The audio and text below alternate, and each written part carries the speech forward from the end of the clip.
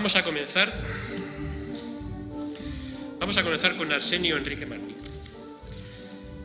Con una pregunta muy fácil, o a lo mejor muy difícil, no lo sé, Arsenio, no lo vas a decir.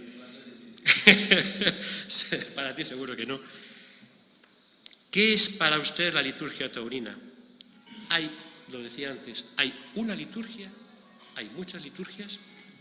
Sitúanos, por favor, Arsenio, en el contexto en el que nos estamos moviendo.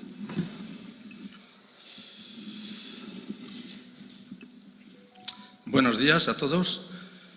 Muchas gracias por la invitación a estar presente en tratar este tema que tiene su complejidad. Aquí veo yo nuestro público taurino, y yo me siento como si estuvieran pendientes de un diestro que tiene que comenzar una faena, y ese diestro soy yo. Eso hace temblar un poco, ¿verdad? Y tengo que decir que el toro que nos toca lidiar es un toro que tiene mucho que torear. Es complejo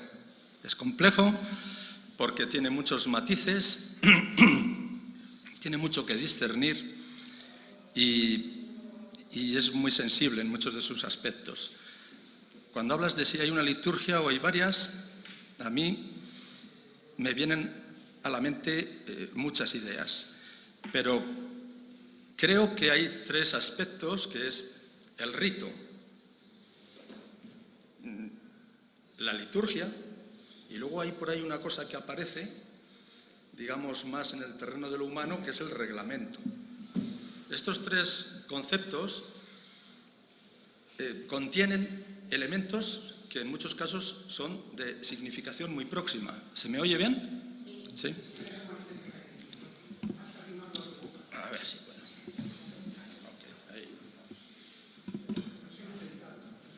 Sí, yo creo que ahí es la mejor manera, ¿verdad? Sí. Como decía, tiene conceptos que son de significación muy próxima, y es difícil discernir entre todo ello. Nos hemos centrado el tema en la liturgia taurina. Bien, yo diría, como bien ya he apuntado, que la liturgia y el rito son conceptos que pueden resultar difíciles de disgregar, pero aún así creo que merece la pena intentarlo, y ahí viene la dificultad, porque en aras de que el coloquio después pueda tener unos cauces más establecidos que, en la medida de lo posible, impidan que creemos una gran confusión y hablemos de una cosa que pertenece a la liturgia y a lo mejor pues estamos tratando al rito, aunque, insisto, hay cosas que se entremezclan e incluso que se comparten, ¿eh? Bueno, entonces, a mi entender,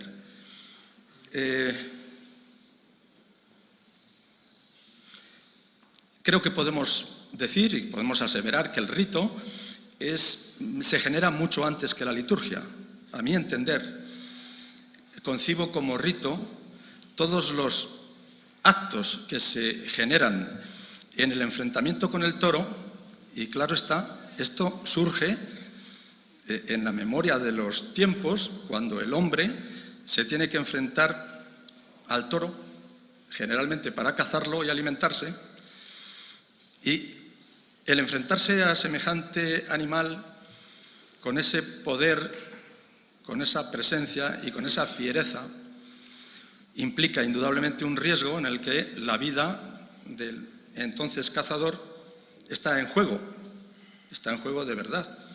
Y claro, las supersticiones y los temores y la necesidad instintiva de preservar la propia vida hace que vayan surgiendo en el hombre y en sus estrategias unas determinadas formas de conducta y de actuación. Y eso ya es el rito, ya empieza el rito. Claro está que la historia es muy larga, habría periodos oscuros y demás, pero el rito se va configurando cuando la corrida también se configura, y ya nos vamos a siglos atrás. Seguro que nuestro contertulio, gran experto, estudioso y con un conocimiento extraordinario como es Rafael Cabrera, abundará en este tipo de detalles con pelos y señales cuando le llegue el momento. Entonces, eso es el rito. El rito se va construyendo, el toreo se va desarrollando, aparecen los primeros lidiadores con los Pedro Romero y otros que van utilizando unos elementos para torear. El toreo, como digo, se configura como espectáculo y el rito está presente, el rito se va construyendo, todo lo que se hace, todos los actos que se hacen en relación con la lidia forman parte del rito y ese ritual se va configurando y claro está, con ese halo de misticismo que encierra unas formas y unas situaciones en las que el hombre se enfrenta al toro.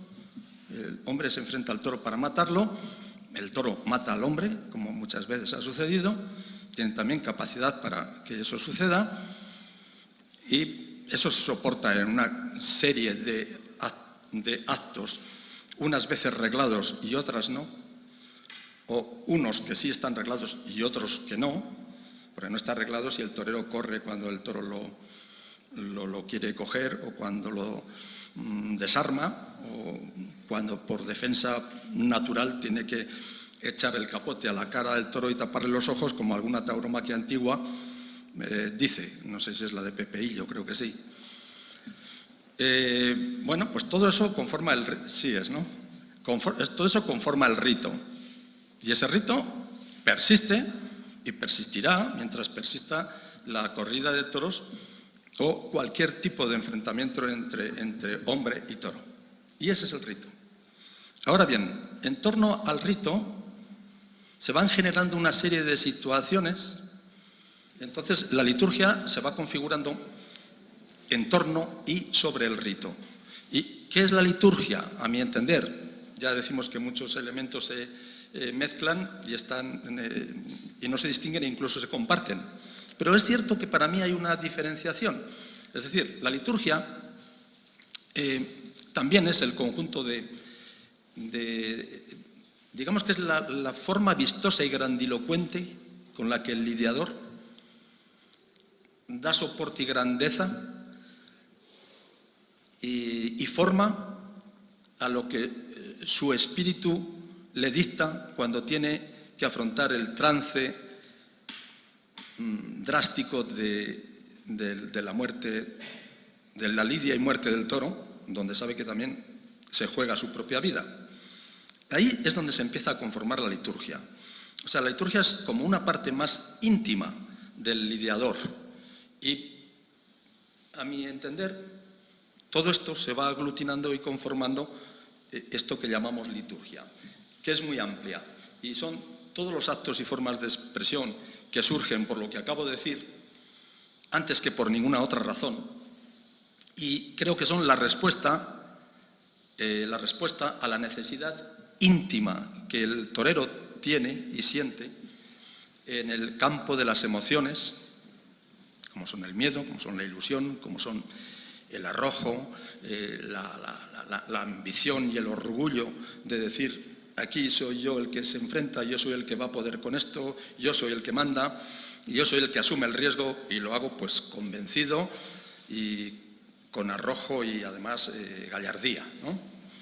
De todo eso nacen determinadas formas de actuar que conforman la liturgia. Decía que proviene de la necesidad íntima que el torero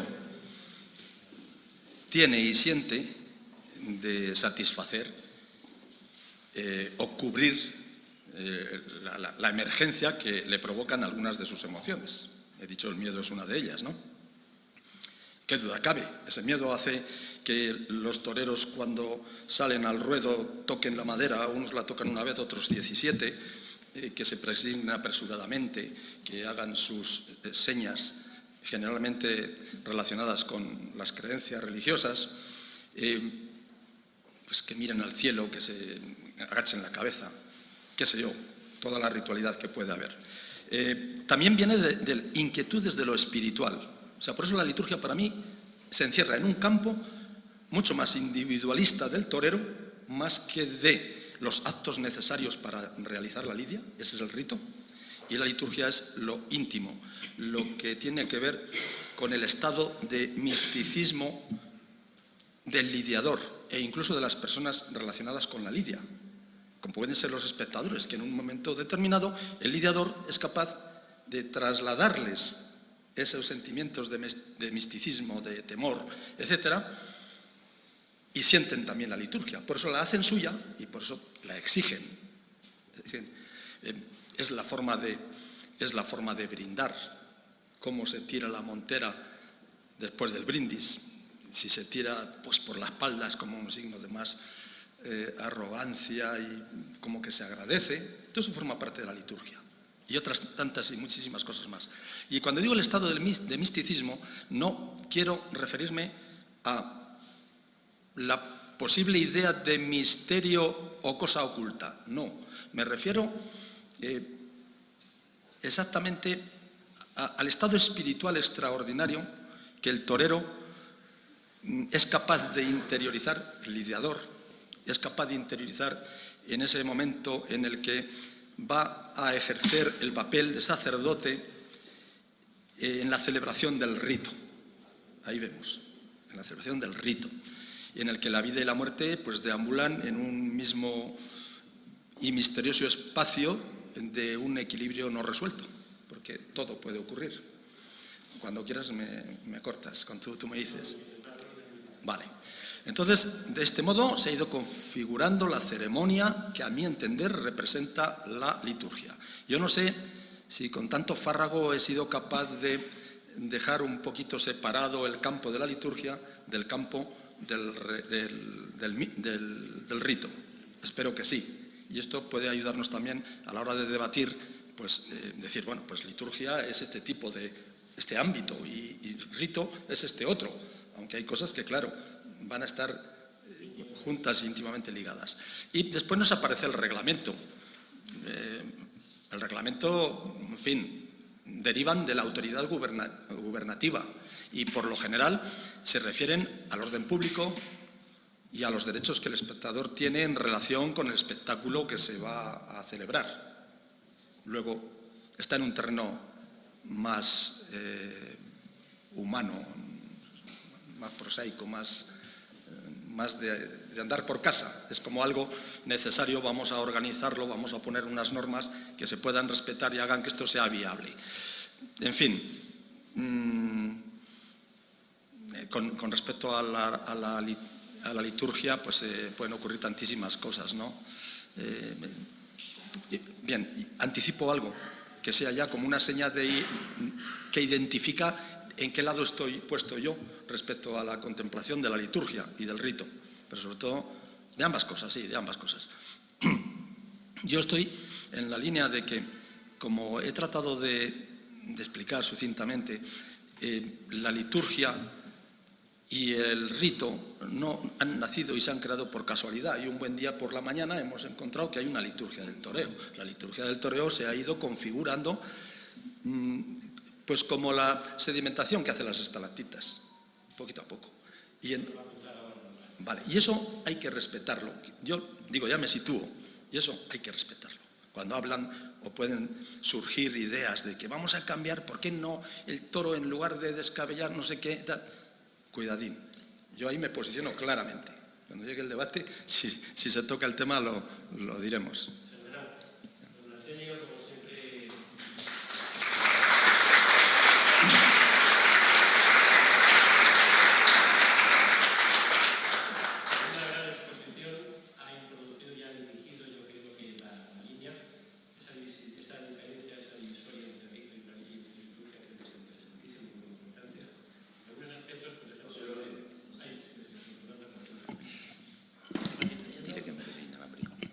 Decía esto que creo que Arsenio ha centrado bastante ya el tema, como para que después dé lugar a debatir, creo que es así.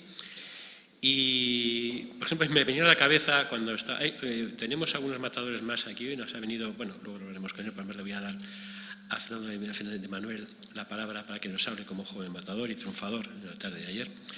He entrevistado a muchos toreros y me acuerdo últimamente con algunos de ellos, ya más mayores, algunos de ellos con auténtica indignación me comentaban: es que los de ahora no saben ni colocarse la montera, pero con auténtica indignación.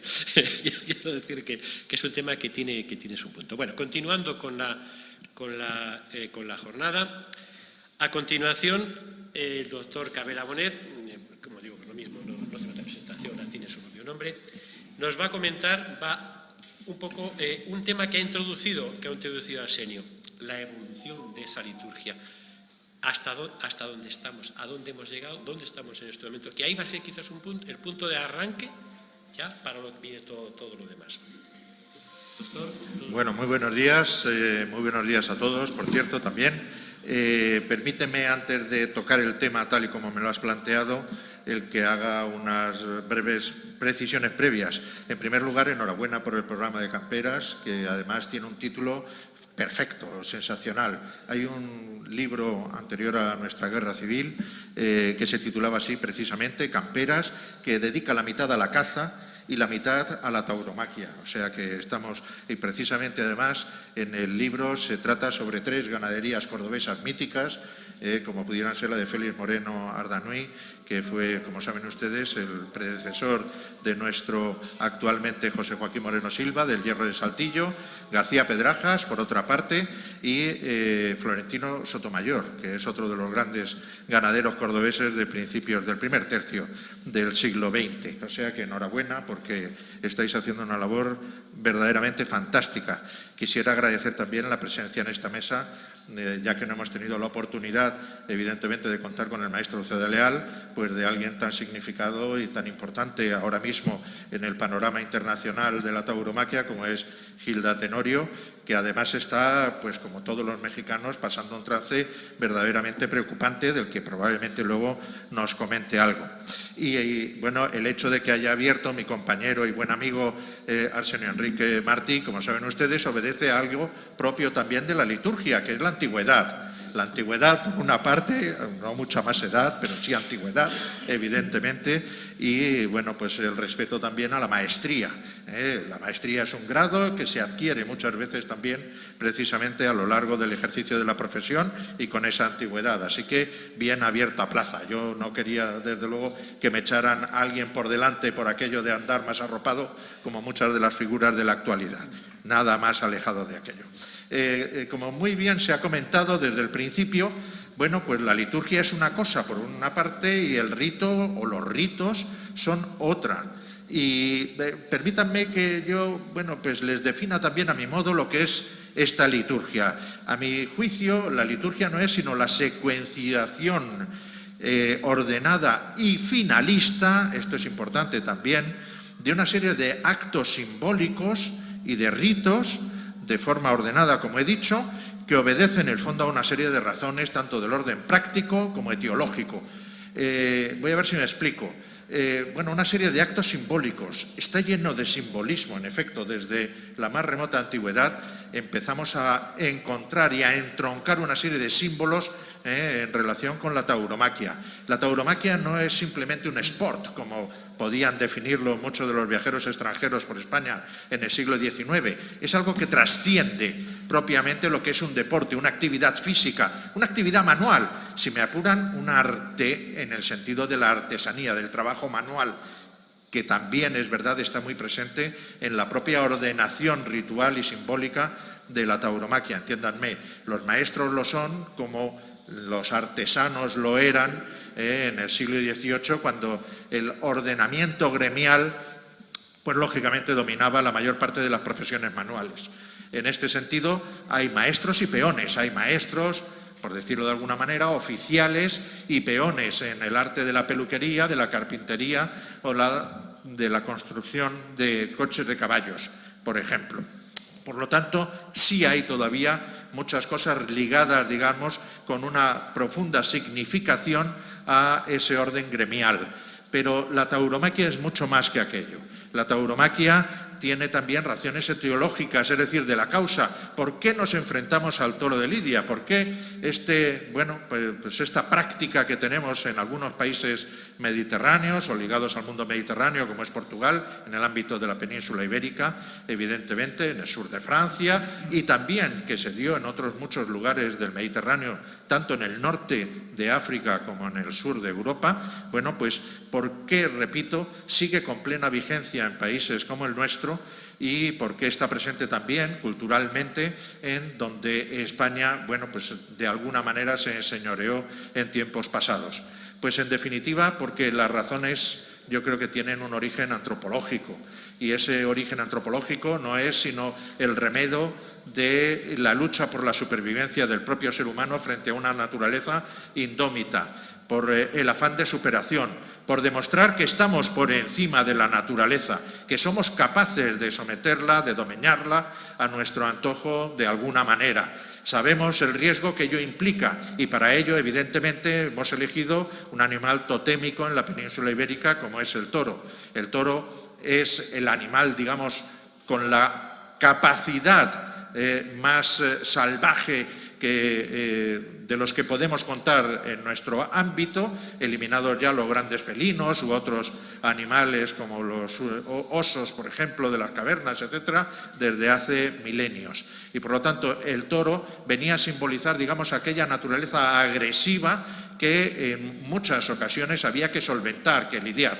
Si se fijan ustedes, la mayor parte de los escritores, sobre todo del siglo XVII y XVIII, que se acercaron a la fiesta, pues simbolizaban precisamente al toro como el demonio en muchas ocasiones, el animal al que había que enfrentarse para adquirir la condición divina, para adquirir la condición humana. Muchas veces no está clara esa simbología en algunos de los escritores que pudieron plasmar sus ideas a lo largo de estos siglos. Pero en el fondo sí está ese reconocimiento de que el hombre en nuestra cultura, en la cultura heredada tanto por el cristianismo como por las tradiciones judeo-romano-griegas o greco-romanas, de las que deriva nuestra cultura. En el fondo está, digamos, ese pensamiento de que el hombre está por encima de la naturaleza y de los animales.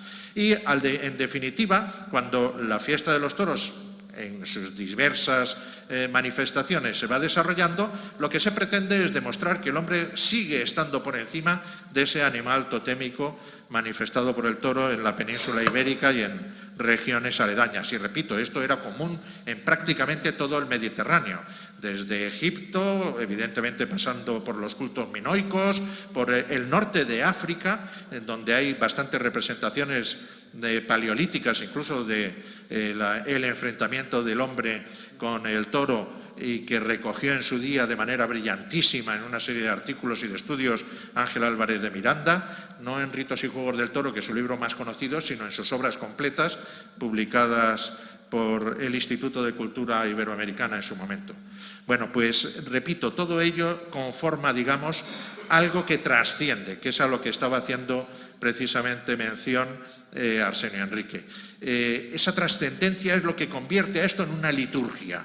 Si no hubiera esta trascendencia, estaríamos hablando simplemente de ritos.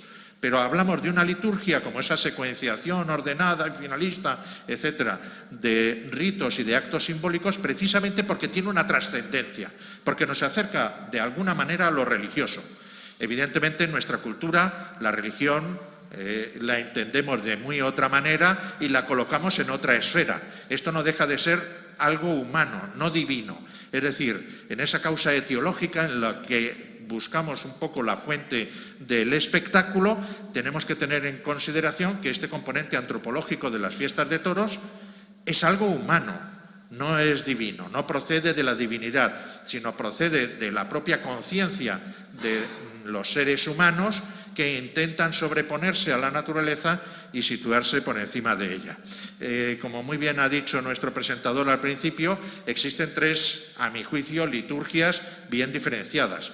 Por una parte, toda la serie de actos que acontecen en el mundo de la ganadería, en el campo, que tienen, lógicamente, un componente privado o semiprivado bastante importante al que no acceden la mayor parte de los públicos que asisten a la corrida.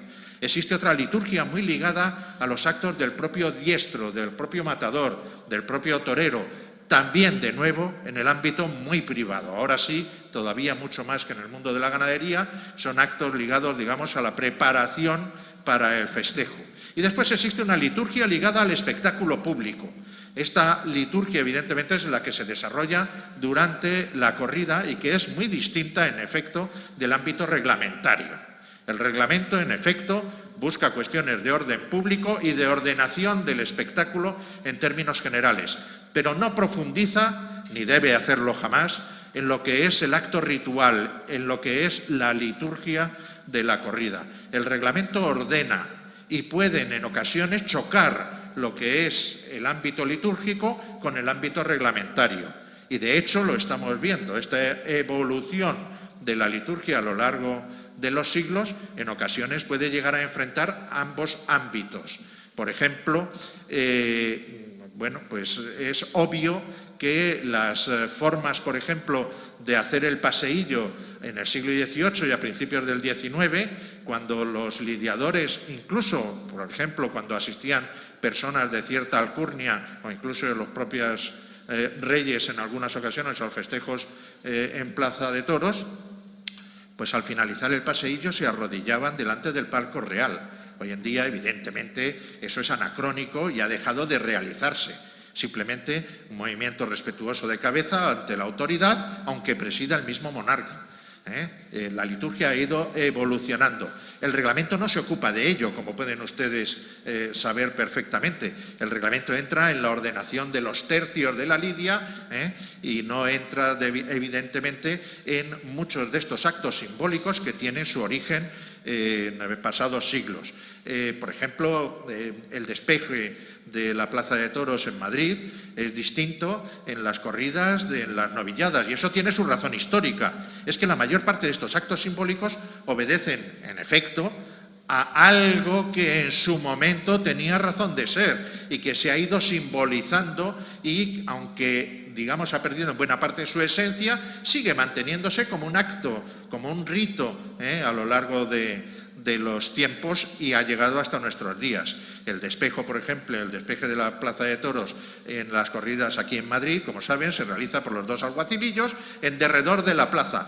¿Por qué? Porque era preciso en el siglo XVIII expulsar a la gente que entonces ocupaba el ruedo y mantenía allí sus tertulias previos al festejo antes de que éste comenzara. Y sin embargo, en las novilladas, como se habrán dado ustedes cuenta, bueno, pues evidentemente se dirigen los dos alguacilillos a saludar a la presidencia respetuosamente y después a por las cuadrillas de los actuantes. No realizan, digamos, esa limpieza del coso, porque en las novilladas del siglo XVIII todavía se permitía la presencia del público, si no constantemente en el ruedo, sí en determinadas fases de esa liturgia taurómaca.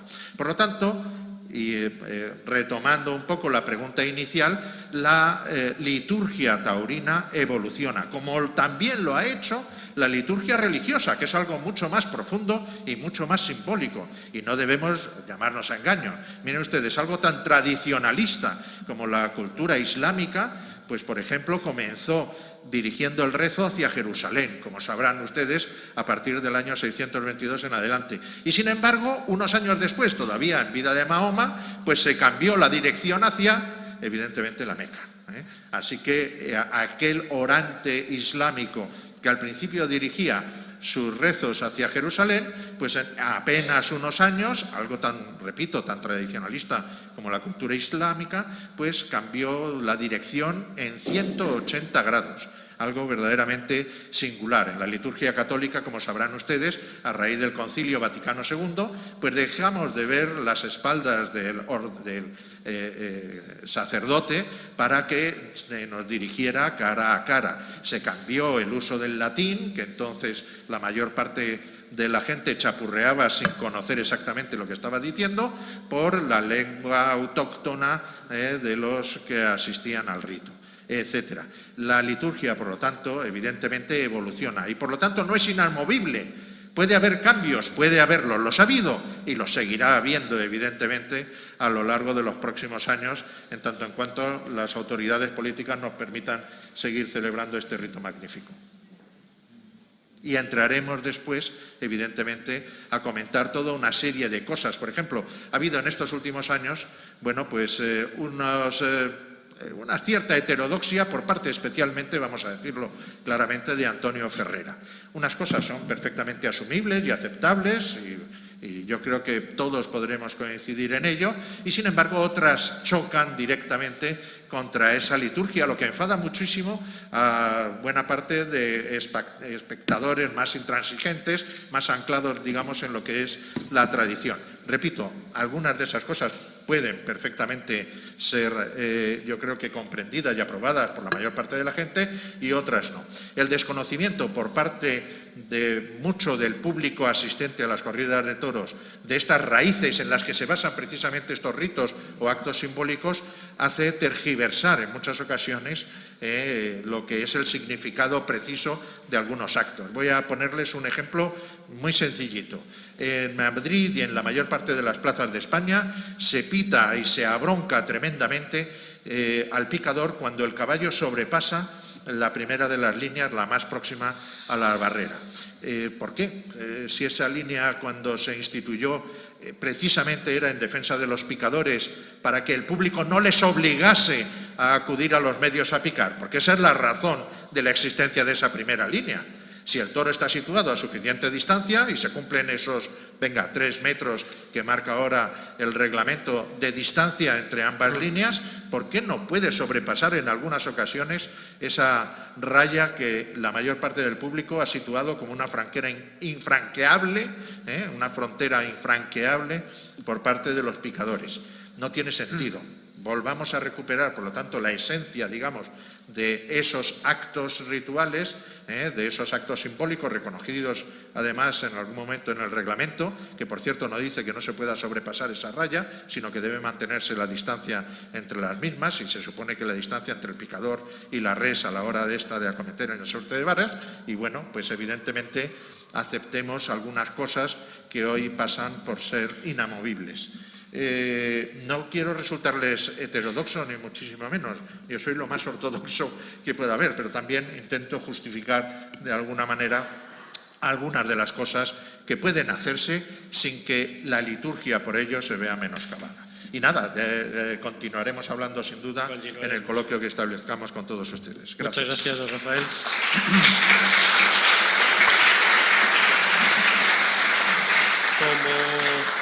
Como no puede ser de otra manera, don Rafael Cabrera pues ha puesto el punto en este aspecto evolutivo de la liturgia, y ha tocado un tema que es justamente lo que yo hablaba en un principio, como que había dado lugar a la inquietud porque era ese tipo de coloquio, que eran algún tipo de actos, actuaciones pues que fueron en un momento dado cuestionados porque si debían o no debían de haber sido hechos. Hablaremos sobre ello. Y bueno, vamos ahí, ya hemos visto un poco las maneras de pensar de dos grandes aficionados. Uno de ellos, además, inclusive también ha sido banderillero, un amigo novillero, Arsenio Enrique. Pero creo que es interesantísimo y es necesario conocer cuál es la opinión que sobre lo que estamos hablando, sobre la liturgia, tiene el propio matador. Y esto nos va a contestar pues nuestra matadora o matador, Gilda. Es que también es un debate que existe, ¿no? Algunas toreras dicen que quieren ser torero, no torera, pero bueno, en este caso es un tema que es banal. Bueno, quería preguntarte, Gilda, para empezar, en tu tierra, en Sudamérica, ¿existe también esta liturgia que digamos que tenemos en España, en nuestro país? Y me imagino que sí, o de alguna manera algo habrá. ¿Cómo la siente el matador?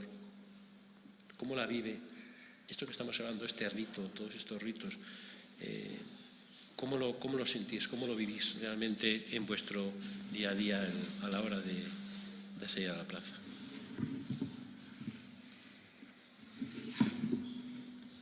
Buenas tardes a todos. Primero que nada, muchísimas gracias por la invitación. Es un placer estar aquí. Y es un sueño también que estoy cumpliendo. En cuanto a la liturgia taurina, yo creo que no es muy diferente en México cómo se vive la liturgia taurina a cómo se vive en España.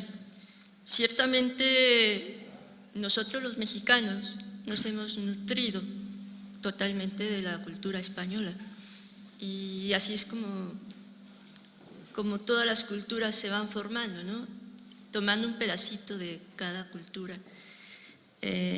La liturgia taurina, bueno, los toros están reglamentados, ya sea tácita o expresamente, en todos sus aspectos, antes de la corrida, durante la corrida, después de la corrida.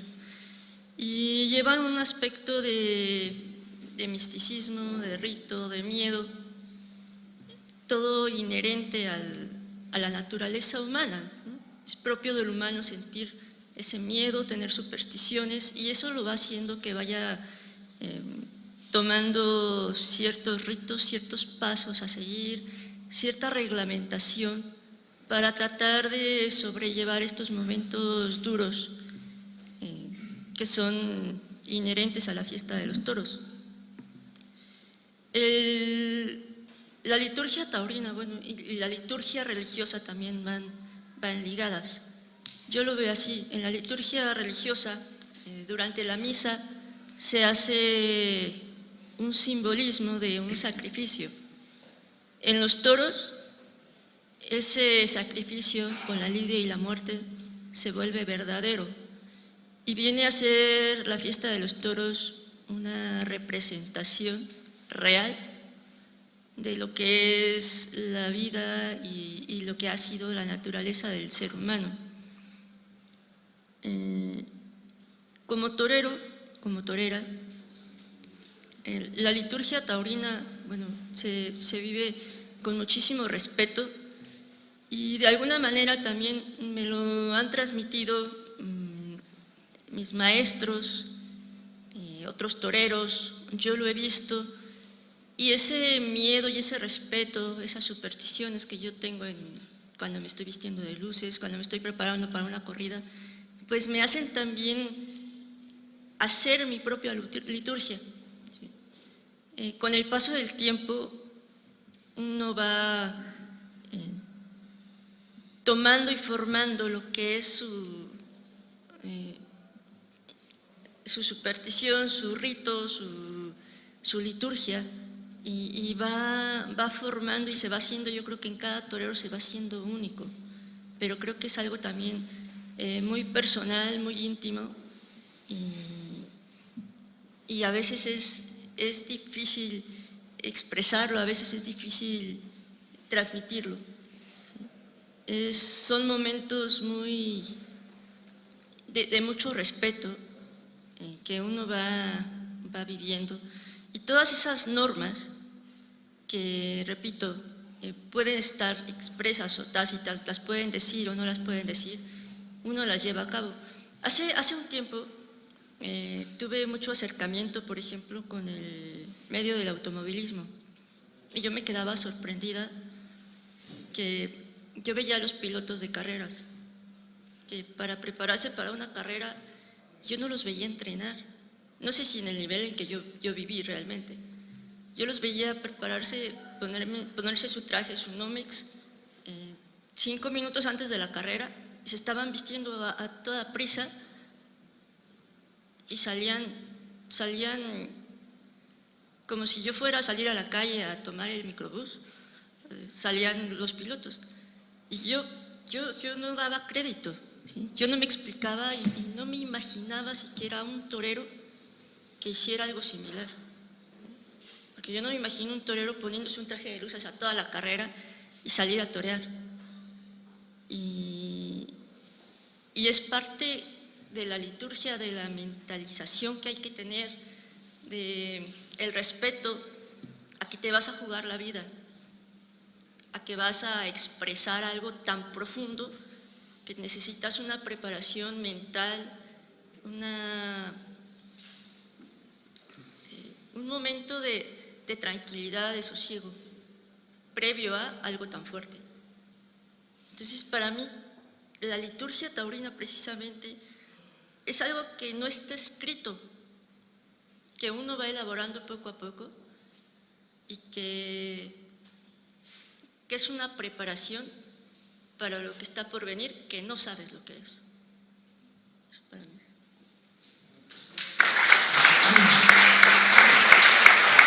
Yo, Realmente magnífica la intervención de Gilda, francamente, sobre todo muy humana. Y ha añadido un elemento además que me parece importantísimo, y es cómo el propio torero se crea su liturgia. Porque independientemente de la que existe, de la que está, él mismo crea su propia liturgia en su día a día. Creo que es un valor importantísimo y que ha añadido un elemento a este debate, me parece que realmente muy importante, realmente, ¿no? Ese sentimiento, esa espiritualidad que crea la propia liturgia de cada uno. Bueno, la última intervención de la mesa la va a tener Marcos Ruiz, que como he dicho antes, es un poco el notario de la actualidad. Marcos, tú que estás en la plaza, estás en las ondas, hablas con unos, hablas con otros. ¿Cómo crees que percibe la sociedad el rito, la liturgia taurina? Es más, ¿tú crees que realmente la sociedad conoce, sabe que existe algo que se llama la liturgia taurina? Vamos a ver. Lo primero que a mí me llega o percibo cuando hablas con la gente, para mí es muy diferente rito que liturgia. La liturgia es un hecho o un acto que es público, que es para todos, y además con un sentido. Es un acto que tiene que ser recordado y tiene que ser perpetuado. Por eso en toda liturgia hay una fecha. Pero sin embargo, cuando hablamos de rito, el rito es algo privado, el rito es algo propio. Como has dicho, lo que hace un matador, lo que hace un torero, cómo se viste, el orden, eso es un rito, eso es privado, eso no es público. La ganadería, lo que ocurre en una ganadería, cómo los ganaderos son capaces de, a base de trabajo, de genética, de alimentación, crear esas máquinas, esos animales, esas bestias salvajes, como les has llamado o como se les llamaba antes. Entonces hay que diferenciarlo. La gente sí tiene claro. Y además, si podemos extrapolarlo un poco a la religión, el ritual no se puede cambiar. El ritual nunca se cambia. En otras religiones, para cambiar un ritual, tiene que ser por consenso de todos. Que ahora se está planteando esos cambios de rituales, que la gente sabe lo que es un ritual, yo creo que sí. Y la gente que va a una plaza sabe lo que es un ritual. Coincido contigo que la gente ha perdido un poco de respeto. Se respetan poco los rituales. Pero es culpa nuestra. Porque el ritual hay que permanentemente recordarlo y enseñárselo a quien no lo sabe. Y esa es una culpa nuestra. Tenemos que hacer comprender a la gente de dónde viene, desde cuándo viene y por qué un ritual es así. Porque esa es la única parte de la tauromaquia que es pública y compartida. El ritual no. Partamos de la base que la tauromaquia es un arte mágico. Es el único arte donde conviven unidos de la mano vida y muerte. No hay nada más. No existe nada más en ninguna sociedad. Sí, bueno, si nos vamos a la época de los romanos con los gladiadores, pues podríamos extrapolar también lo de vida y muerte. Pero en la sociedad moderna es lo único. Cambiar no es fácil. Hay que convencer, hay que demostrar, hay que razonar, hay que enseñar al público, a la gente, el por qué. ¿Por qué vamos a cambiar el ritual? ¿Qué hace falta cambiar el ritual? ¿Es necesario realmente cambiar el ritual? La liturgia es para todos, el ritual es para uno. Y uno lo comparte consigo mismo, nada más. Y la gente que va a la plaza sabe lo que es el ritual, porque es el del torero o es el del ganadero. Pero a veces desconocen lo que es la liturgia, que realmente es el nexo que une toda la fiesta del toro. La fiesta del toro es un mármol en bruto y la liturgia da forma a ese mármol en bruto. Luego llegaremos a las normas, que bueno, como han explicado estos dos grandes miuras que comparten mesa conmigo hoy, por qué se ponen normas. Pero creo que es bastante más... No hay que enredar mucho esta madeja. Si queremos cambiar el ritual, si vemos o creemos que es necesario cambiar el ritual, eso es algo que hacen los maestros o hacen los ganaderos. Pero si queremos cambiar la liturgia, ahí tendremos que participar todos. Y la liturgia es la única parte compartida de lo que ocurre en una plaza o en el mundo del toro. Y tendremos que intentar explicar por qué es necesario o por qué creemos que es necesario cambiar la liturgia. Y si no, como siempre decía mi abuelo, hijo, si las cosas funcionan, mejor no tocarlas.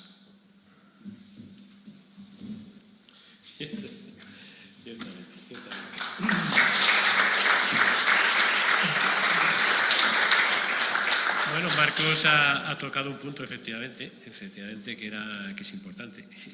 Eso, si realmente hay que cambiarla o no hay que cambiarla. Eso es un objeto de debate, absolutamente.